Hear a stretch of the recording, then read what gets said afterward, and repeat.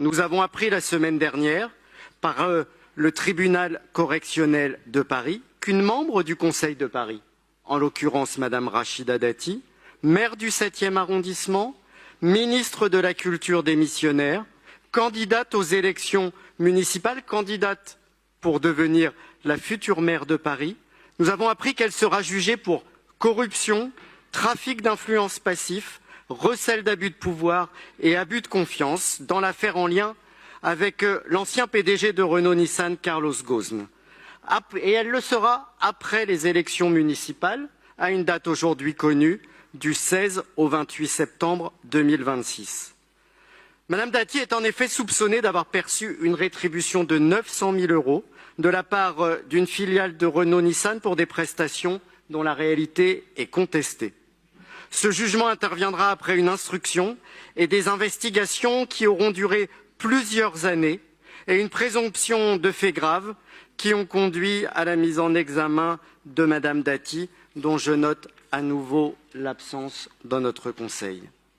À cette mise en examen s'ajoutent d'autres dossiers sur lesquels les Parisiennes et les Parisiens ont le droit aussi d'avoir des éclaircissements. Soupçon de rémunération à hauteur de 299 000 € de la part de GDF Suez et qui serait concomitant avec des interventions effectuées par Madame Dati sur le sujet gazier au Parlement européen où elle était députée européenne. Soupçon d'omission de déclaration à la Haute Autorité pour la transparence de la vie publique de bijoux de luxe pour un montant estimé à 420 000 €.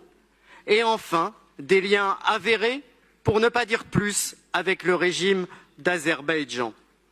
Face à la gravité des faits reprochés, les élus de mon groupe exigent des explications de Madame Dati et nous le faisons au nom des Parisiens.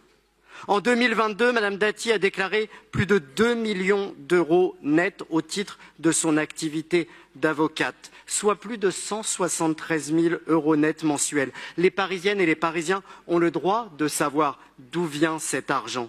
Quels intérêts représente Madame Dati?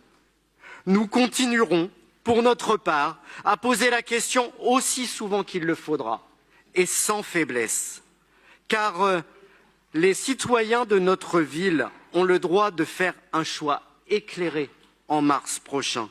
Il en va d'une certaine idée de la politique qui va, je le pense sincèrement, au-delà de notre seule majorité municipale et qui est une exigence qui s'impose à nous toutes et tous.